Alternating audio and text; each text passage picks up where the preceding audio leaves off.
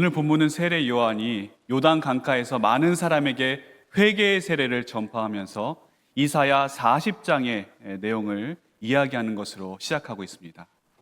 너희는 주의 길을 준비하라. 그가 오실 길을 곧게 하라. 여기에서 세례 요한이 전파하는 핵심 메시지는 하나입니다. 바로 준비하라라고 하는 것입니다. 이 준비와 관련해서 저는 아주 재미있는 기억이 하나 있습니다.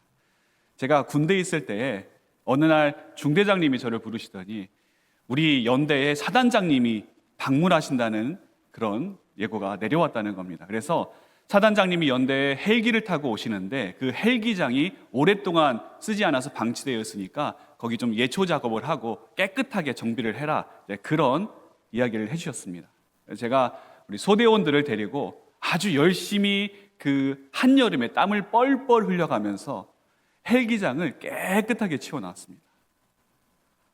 마음 같아서는 사단장님 모시는 거 한번 뵀으면 하는 마음이 있었지만 그럴 수 없기 때문에 사단장님이 헬기장에 딱 내리실 때 참 깨끗하다, 나를 이렇게 환영해 주는구나, 그런 좋은 마음이 들으셨으면 그것만 해도 참 좋겠다, 그런 마음이 있었습니다. 그런데 그 다음날 사단장님이 연대를 방문하는데 헬기를 타고 오시는 게 아니라 차를 타고 오신 겁니다. 얼마나 속이 상하던지. 우리가 그렇게 열심히 땀을 뻘뻘 흘려가면서 사단장님 맞을 준비를 했는데 이 모든 것이 다 잘못된 준비였구나 하는 허탄한 마음에 우리끼리 그냥 씁쓸한 웃음을 지었던 기억이 있습니다. 고대 세계에서는 왕이 어떤 지역으로 행차를 할 때 그 왕이 오실 그 길을 잘 닦아놓는, 그래서 왕이 오실 때 불편함이 없도록 모든 준비를 다 마쳐야 되는 그런 관습이 있었습니다. 세례 요한이 바로 그 이미지를 이용하면서 우리 메시아가 우리에게 오실 때에 그 메시아의 오심을 우리는 준비하면서 기다려야 된다, 그 이야기를 하고 있는 것입니다. 하나님이 보내실 메시아를 맞이하는 것, 그것은 이스라엘 사람들에게 있어서 가장 꿈꾸는 소원 중에 소원이었습니다. 로마의 압제에서 메시아가 우리 가운데 임하셔서 우리를 여기서 건져내 주시는, 그리고 저 옛날 다윗의 영광의 나라를 이루었던 것처럼 다시금 그런 나라를 메시아가 이루어 주시도록 하는 그런 기대, 그런 소망을 이 유대인들은 누구나 다 가지고 있었습니다. 그래서 꿈꾸면서 기도하면서 오랜 기간 메시아가 오실 그 날을 기대하며 준비하고 있었던 것입니다. 그러나 정작 자신들이 그렇게 기다리던 메시아가 왔을 때 그들은 메시아를 알아보지 못했습니다.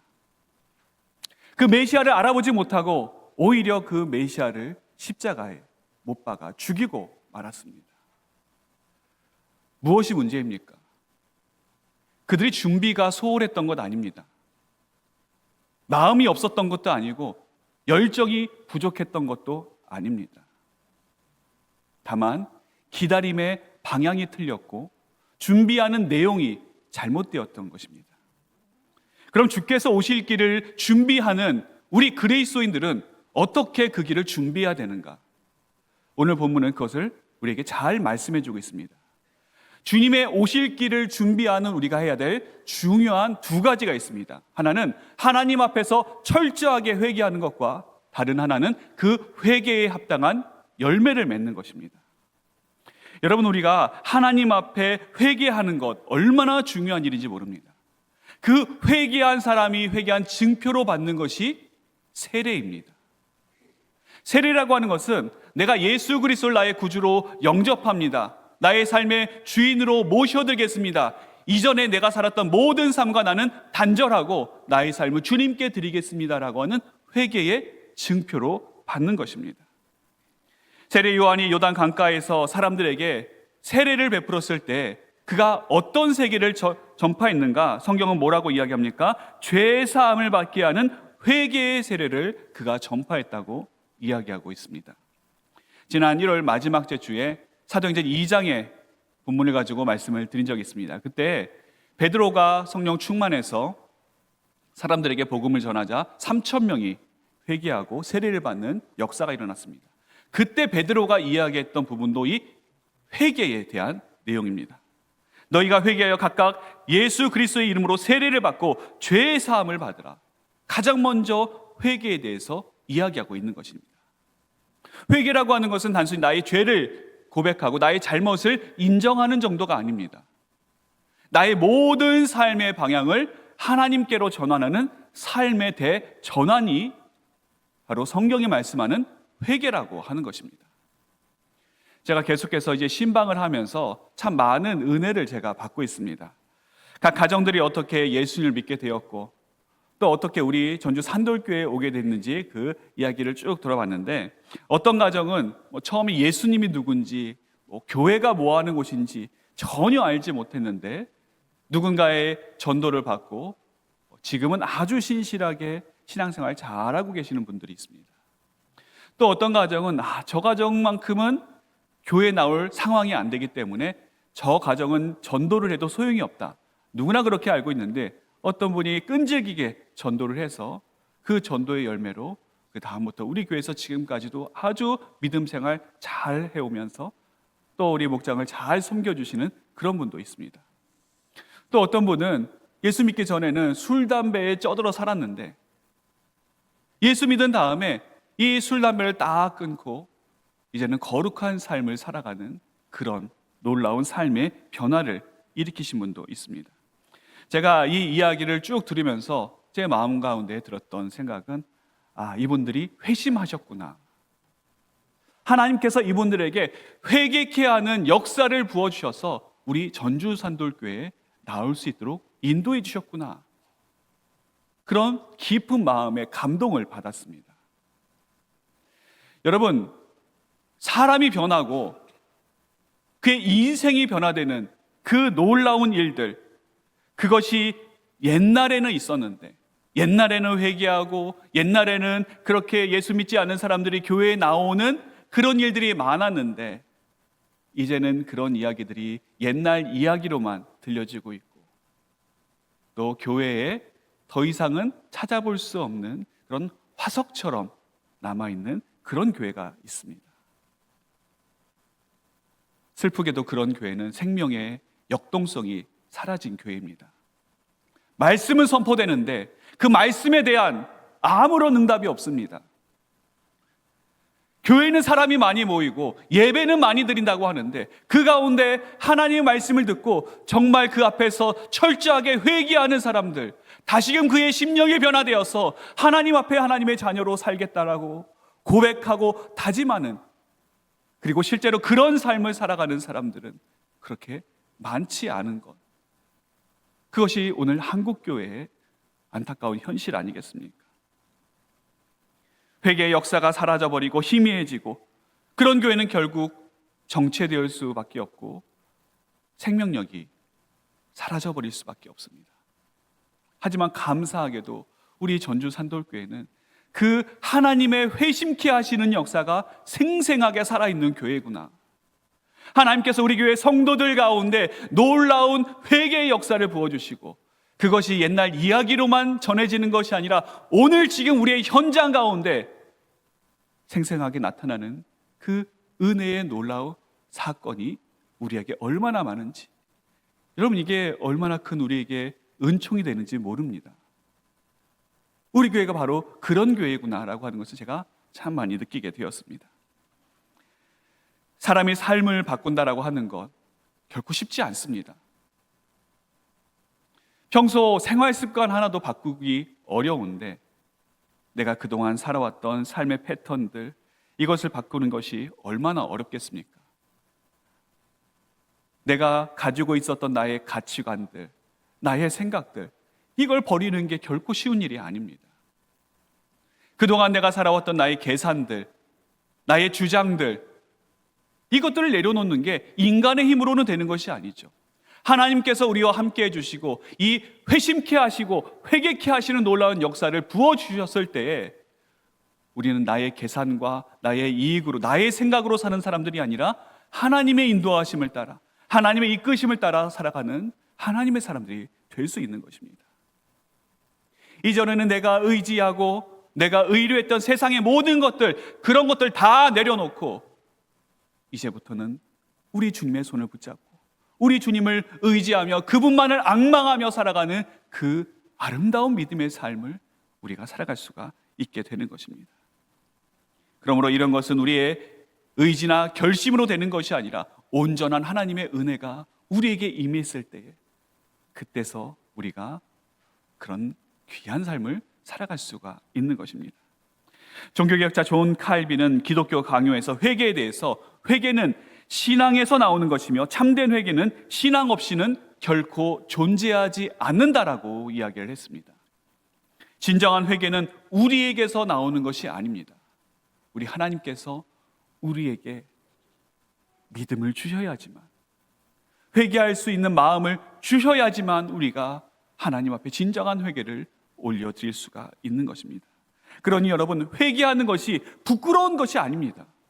오히려 회개하지 않는 것이 부끄러운 것이죠. 회개한다라고 하는 것은 내 안에 하나님께서 믿음을 주셨다라고 하는 증표고, 내가 하나님의 자녀로서 하나님의 형상을 닮아 살아갈 수 있도록 하나님께서 나를 도와주시는 귀한 은혜의 사람임을 우리가 거기에서 발견할 수가 있는 것입니다. 칼빈은 우리가 회개할 때 두 가지를 이야기를 합니다. 하나는 율법적인 회개, 다른 하나는 복음적인 회개입니다. 어떤 분들은 회개라고 한다면 내가 맨날 회개하는데 하나님 앞에서 정말 더 이상 부끄러워서 송구스러워서 이 회개하는 게 참 어렵습니다 하는 분들이 있습니다. 아니, 회개하는 것도 한두 번이지 어떻게 매일 하나님 앞에 잘못했다고 이제는 바로 살겠다고 하면서 그 다음 얼마 지나지 않아서 또 똑같은 죄를 짓고 또 똑같은 데서 넘어지게 되고, 도저히 양심에 거리껴서 하나님 앞에 회개하는 게 부끄럽고 어렵습니다, 이런 분들이 계세요. 여러분, 이런 분들은 회개에 대해서 오해하시는 겁니다. 칼빈이 이야기한 율법적인 회개는 무엇이냐면 우리가 율법 앞에서 죄를 깨닫게 되는 것입니다.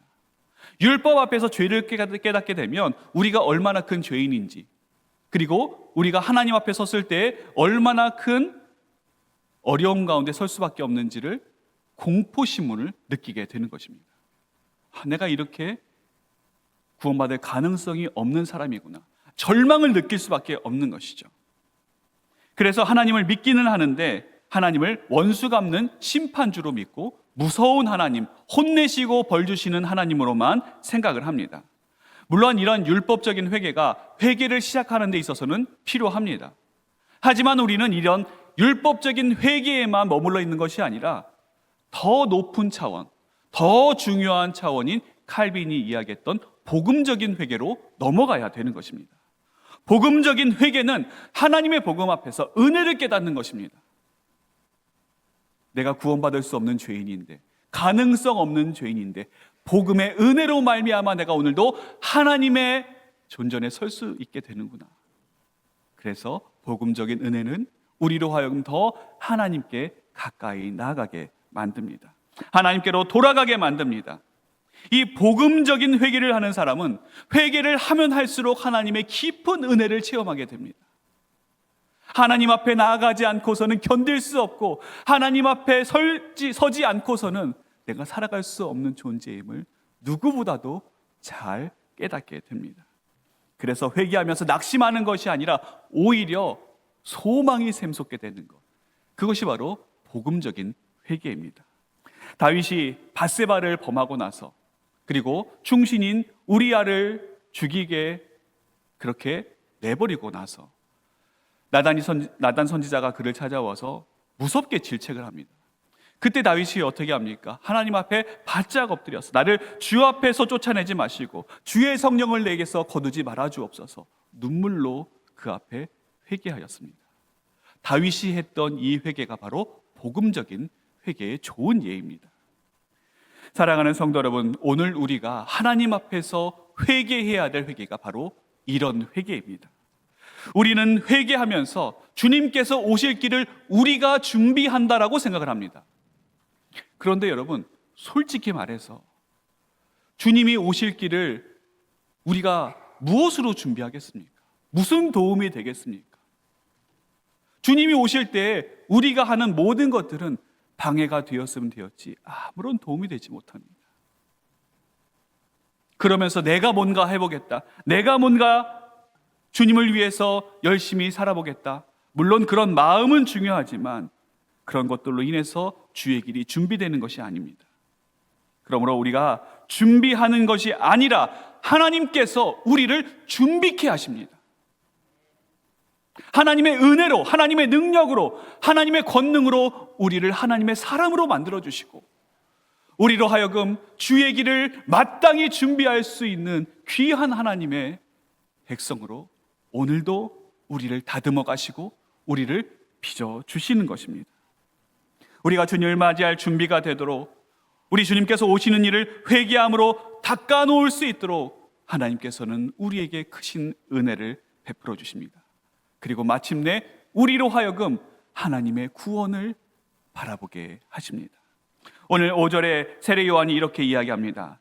모든 골짜기가 메워지고 모든 산과 작은 산이 낮아지고 굽은 것이 곧아지고 험한 길이 평탄하여질 것이요. 모든 골짜기가 메워진다라고 하는 것은 회개함으로 낮아진 우리 심령 가운데 하나님께서 은혜로 채워주신다라고 하는 의미가 있습니다. 산들이 낮아진다라고 하는 것, 그것은 회개를 통해서 우리가 하나님 앞에서 겸손한 마음으로 나아가게 된다, 그것을 의미합니다. 또한 굽은 곳이 곧아진다라고 하는 것은 우리가 회개할 때 우리의 비뚤어진 마음, 우리의 굽어진 마음, 우리의 상처난 그 마음들이 하나님 앞에서 회복되어짐으로 그 길이 곧아짐을 말씀하고 있습니다. 또한 마지막으로 험한 길이 평탄하여진다라고 하는 것은 회개를 통해 우리 삶이 정돈되어지고 그리고 우리와 함께, 우리가 주님과 함께 평안한 길을 걸어갈 수 있도록 우리 주님께서 도와주신다라고 하는 의미가 있습니다. 그리고 이렇게 회개함으로 주의 길이 준비된 그 사람들에게 마침내 하나님의 놀라운 구원의 역사가 나타나게 되는 것입니다. 그래서 오늘 8절에 중요한 말씀이 선포되고 있습니다. 모든 육체가 하나님의 구원을 보리라. 모든 육체가 하나님의 구원을 보리라. 두 번째로 우리가 살펴봐야 될 것, 첫 번째로 우리가 주의 길을 예비하는 데 있어서 중요한 것이 무엇이었습니까? 회개하는 것이었습니다. 철저하게 회개하는 것. 두 번째는 그 회개가 말로만 끝나는 것이 아니라 회개에 합당한 열매를 맺는 것입니다. 회개의 세례를 받으러 나온 사람들에게 세례 요한은 독서를 내뱉습니다. 독사의 자식들아, 누가 너희에게 장차 다가올 진노를 피하라 일러주더냐. 이 말을 들은 사람들이 얼마나 놀랐겠습니까? 아니 그래도 내가 회개하러 나왔는데, 세례 받으러 나오는데 나에게 이런 독서를, 나의 이런 저주를 나에게 퍼붓는다니. 아마 어떤 사람들은 기분이 나빠서 돌아갔을 수도 있습니다. 그런데 세례 요한이 여기서 이렇게 심하게 이야기한 이유가 있습니다. 왜냐하면 그 당시 세례 요한에게 세례를 받으러 나온 많은 사람들 마음 가운데 정말 세례를 받기 위해서 그 마음이 준비된 사람은 그리 많지 않았습니다. 세례 받는 것 그 자체, 그리고 나는 죄사함만 받으면 된다, 그런 마음으로 세례 요한에게 나와서 세례를 받았던 것입니다. 여러분, 세례가 중요합니까? 아니면 세례 받기에 합당한 마음이 중요합니까? 세례보다 세례 받기에 합당한 마음이 훨씬 더 중요하고 그게 본질 아니겠습니까? 당연히 세례 받는 것도 우리가 필요하고 또 좋은 일이지만 그에 앞서서 우리가 세례를 왜 받는지를 생각해 봐야 됩니다. 다다음 주에 이제 부활절이 있는데 그때 세례식이 있습니다. 그때 세례를 받는 분들도 있고 그리고 이미 세례를 받으신 분들도 여기 많이 계십니다. 그런데 우리가 세례에 대해서 꼭 기억해야 될 부분이 있습니다. 그것은 세례라고 하는 것이, 세례를 받으면 우리의 믿음이 더 좋아지고 세례를 받으면 우리가 뭔가 더 새로운 사람으로 변화될 것 같기 때문에 세례를 받는 것이 아닙니다.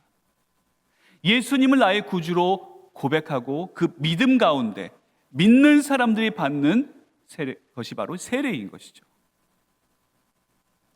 예수 그리스도를 나의 구주로 영접함으로 말미암아 나의 심령이 변화되고 거듭난 삶을 새로운 마음으로 살아가는 그 사람이 증표로 받는 것이 세례인 것입니다. 여러분, 아무리 세례를 받으면 뭐 합니까? 하나님의 말씀대로 살지 않고 하나님께 나아가지도 않고 하나님과 상관없는 자로 살아간다면 아무리 세례를 받는다고 한들 그게 무슨 의미가 있겠습니까?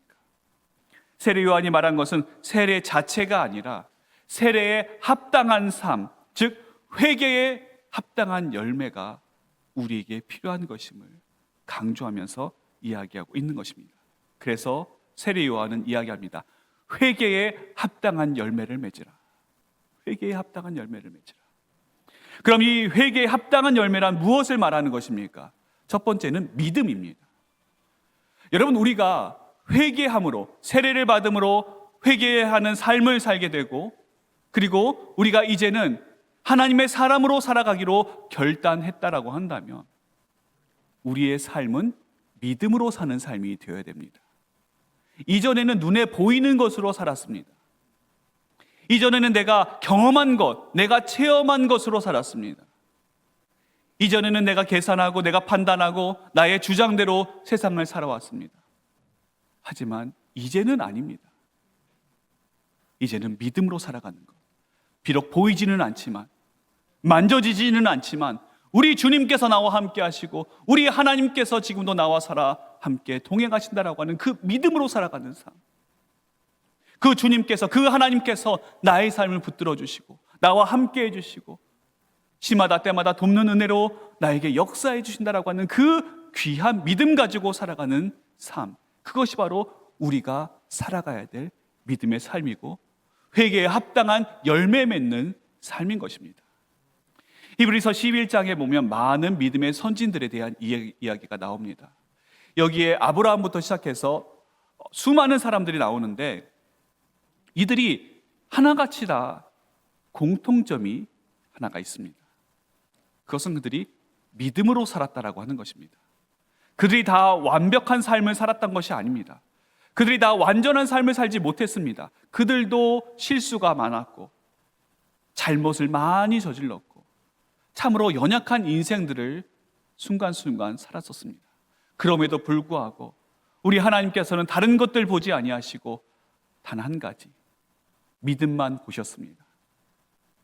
그리고 그로 말미암아 하나님께서 그들의 삶을 받으시고 이들을 믿음의 사람으로, 믿음의 선진으로 하나님께서 든든히 세워주신 것입니다. 두 번째로 우리가 회개에 합당한 열매는 무엇인가? 회개가 말로만 그치는 것이 아니라 실제 삶에서 회개의 열매가 나타나야 되는 것입니다. 누가복음 19장에 삭개오가 예수님을 만나고 나서 그가 실제적인 삶의 변화를 예수님께 고백합니다.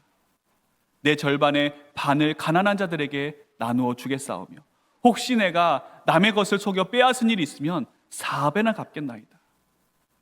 삭개오는 말로만 그의 회개가 그치지 않았습니다. 구체적으로 실제적으로 하나님 제가 이렇게 살겠습니다 라고 하는 열매를 우리 주님께 고백했던 것입니다.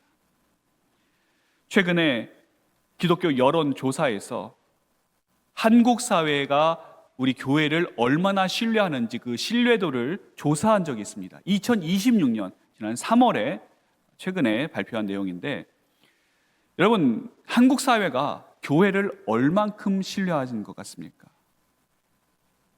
불과 19%만 교회를 신뢰한다. 그렇게 답변했습니다. 한국 국민들 중에 10명 중에 2명이 채 안 되는 사람들입니다. 이렇게 소수의 사람들만 한국 교회를 신뢰한다. 아마 이분들 교회 다니는 분들이 아닐까 싶습니다. 그 교회 다니는 분들을 제외하고 나면 아마 거의 이 교회를, 한국 교회를 신뢰하는 분들은 찾아보기 어려울지도 모릅니다. 그러면 한국 교회가 신뢰도를 향상시키기 위해서 무엇을 해야 되는가? 두 번째로 질문을 던졌습니다. 그런데 거기에 대한 답변이 참 저의 마음을 아프게 했습니다. 우리는 사회봉사 많이 하고 구제 열심히 하고 환경보호 잘하고 뭔가 그런 것을 하면 한국교회가 신뢰도를 회복할 수 있을 것이다 그렇게 생각했는데 의외의 답변이 나왔습니다. 압도적으로 거의 60%의 바라는 사람들이 뭐라고 이야기했느냐? 그런 게 중요한 게 아닙니다. 당신들 예수 믿는다라고 하는 사람들, 하나님 믿는다라고 하는 사람들, 제발 윤리 도덕이나 좀 잘 지키십시오. 여러분, 얼마나 부끄러운 일입니까?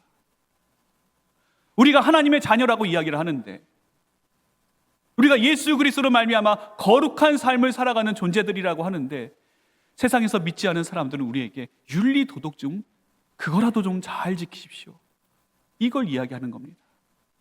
우리의 회개가 말로만 그치는 회개였고, 하나님 앞에 우리의 헌신이 그냥 말로만 머무르는 그런 것이었음을 이 세상 사람들이 이야기한 설문조사에서 우리는 잘 발견할 수가 있는 것입니다. 세상 사람들은 우리에게 제발 말로만 말고 당신들의 삶으로 하나님을 보여달라고 이야기를 하고 있습니다. 그렇게 많이 전도는 하고 그렇게 많이 사회를 위해서 일들은 많이 하는데, 정작 중요한 하나님의 뜻대로 살지 아니하고 하나님의 말씀대로 살지 아니한 우리의 그런 어리석은 모습들, 하나님 앞에 회개하지 않고서 우리가 어떻게 이 땅에 다시 회복을 이야기할 수 있고, 어떻게 하나님께 교회를 부흥시켜 달라고 그렇게 이야기할 수가 있겠습니까? 우리 사랑하는 전주 산들교회 성도 여러분, 주의 길을 준비하는 우리는 무엇으로 주의 길을 준비하고 있습니까? 다른 것이 아니라 먼저는 주님 앞에서 철저하게 회개해야 합니다. 그리고 그 회개가 말로만 끝나는 것이 아니라 실제적인 우리의 삶의 열매로 나타나야 됩니다. 주님을 믿는 그 믿음을 붙들고 우리가 살아야 되고, 그 믿음이 우리의 삶 가운데 구체적이고 실질적인 행동으로 표현되어져야 되는 것입니다. 하나님 말씀에 순종하고 세상을 섬기는 그 아름다운 삶, 그것이 오늘 우리가 회복되어야 될 중요한 믿음의 삶인 것입니다. 오늘 우리에게 주신 말씀을 붙들고 이 한 주간 주의 길을 잘 준비하면서 살아가는 우리 전주산돌교회 모든 성도들 되시기를 주님의 이름으로 축원합니다.